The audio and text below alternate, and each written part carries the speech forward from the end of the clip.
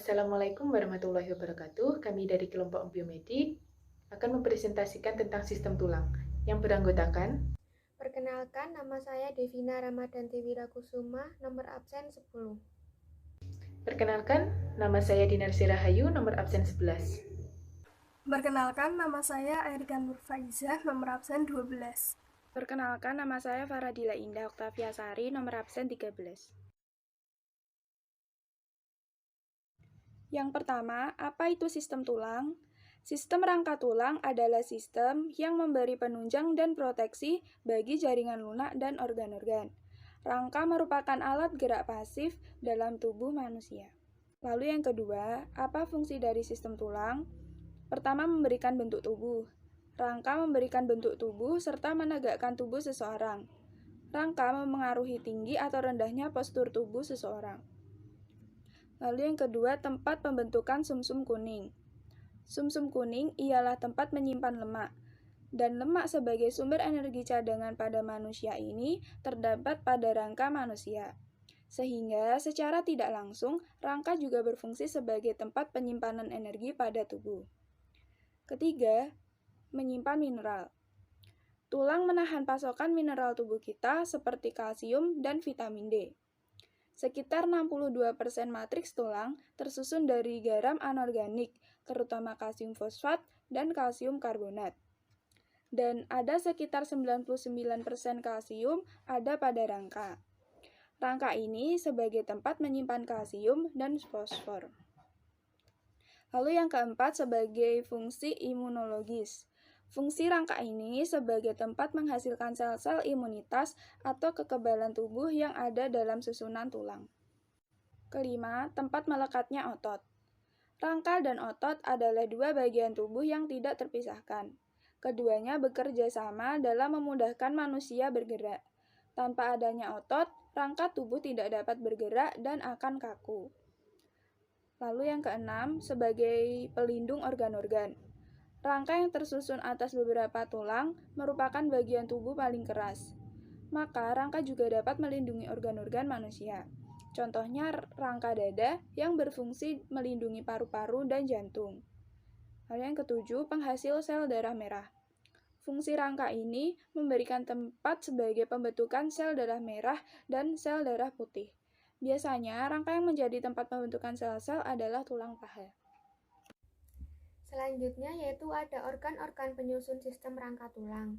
Secara garis besar, rangka manusia dibagi menjadi dua, yaitu rangka aksial dan rangka apendikuler.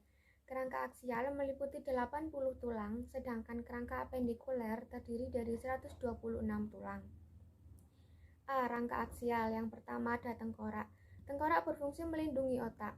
Hubungan tulang yang terdapat pada tempurung kepala bersifat sutur, yaitu tidak dapat digerakkan. Yang kedua adalah ada tulang belakang. Pada tulang belakang terjadi pelengkungan-pelengkungan yang berfungsi untuk menyangga berat dan memungkinkan manusia melakukan berbagai jenis posisi dan gerakan, misalnya berdiri, duduk, atau berlari. Yang ketiga ada tulang dada dan tulang rusuk. Tulang dada dan tulang rusuk bersamaan membentuk perisai pelindung bagi organ-organ penting yang terdapat di dada, yaitu paru-paru dan jantung. Tulang rusuk juga berhubungan dengan tulang belakang. Kedua ada rangka apendikuler. Fungsi utama dari kerangka apendikuler adalah sebagai penggerak tubuh. Tulang yang termasuk ke dalam kerangka apendikuler diantaranya adalah yang pertama ada anggota gerak atas, yang kedua ada anggota gerak bawah, yang ketiga ada tulang panggul. Tulang panggul atau gelang panggul berfungsi untuk menghubungkan kaki dengan kerangka aksial. Selanjutnya yaitu bagian-bagian rangka manusia. Yang pertama, kerangka tengkorak yang berfungsi untuk melindungi otak, mata, telinga, hidung, dan saluran pernapasan bagian atas. Terdiri dari tulang tengkorak wajah yang terdiri atas tulang air mata, tulang hidung, tulang pipi, tulang rahang atas, tulang rahang bawah, dan tulang lidah. Yang kedua, tulang pelindung otak terdiri atas tulang dahi, tulang baji, tulang ubun-ubun, tulang pelipis, dan juga tulang tengkorak belakang. Yang kedua, rangka badan terdiri dari 5 bagian, yaitu A. Ruas tulang belakang memiliki fungsi melindungi sumsum tulang belakang, memberi kekuatan tubuh, melindungi melindungi tenggorokan dan kerongkongan. Terdiri atas 33 ruas, yaitu 7 ruas tulang leher, 12 ruas tulang punggung, 5 ruas tulang pinggang, 5 ruas tulang kelangkang, dan 4 ruas tulang ekor. B.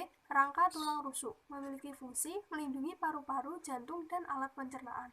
Terdiri atas 12 ruas, yaitu 7 pasang rusuk sejati, 3 pasang rusuk palsu, dan 2 pasang rusuk melayang. C. Rangka tulang dada, memiliki fungsi melindungi paru-paru dan jantung, serta tempat melekatnya tulang rusuk bagian depan.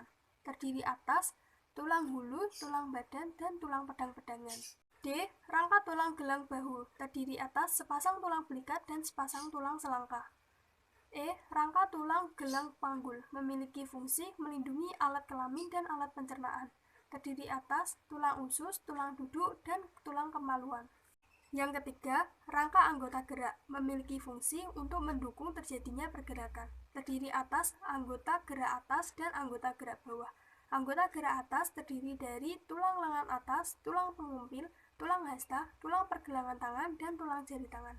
Anggota gerak bawah terdiri dari tulang paha, tulang tempurung lutut, tulang kering, tulang betis, tulang pergelangan kaki, tulang telapak kaki, dan tulang jari kaki. Selanjutnya, jenis-jenis kelainan tulang. Berikut ini adalah jenis-jenis penyakit atau kelainan tulang yang umum terjadi. Pertama, osteoporosis. Osteoporosis merupakan kondisi di mana pembentukan jaringan tulang baru tidak dapat mengimbangi penghancuran jaringan tulang lama yang telah rusak. Hal ini akan membuat tulang menjadi lemah dan rapuh.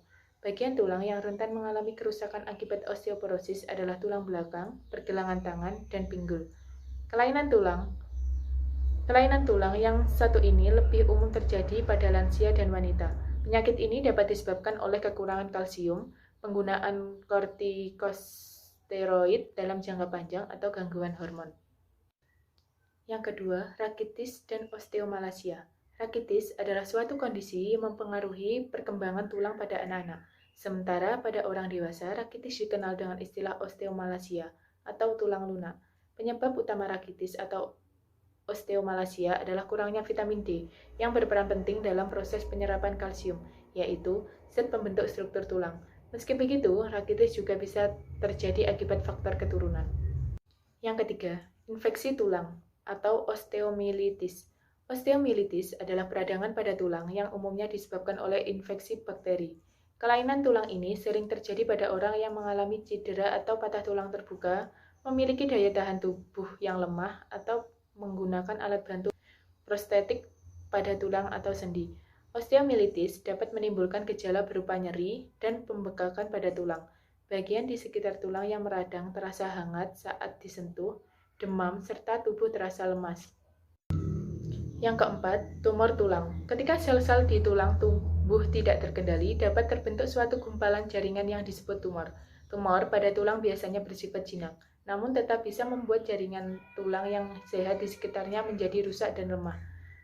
Hal ini kemudian menyebabkan tulang rapuh dan mudah patah. Ada beberapa jenis tumor tulang yang bersifat ganas. Tumor tulang yang ganas ini bisa menyebar dan menyebabkan kerusakan di bagian tubuh lain. Tanpa penanganan yang tepat, tumor ganas pada tulang dapat menimbulkan gangguan yang serius, bahkan kematian. Sekian video presentasi dari kelompok kami. Mohon maaf bila ada kesalahan dan kekurangan. Terima kasih. Wassalamualaikum warahmatullahi wabarakatuh.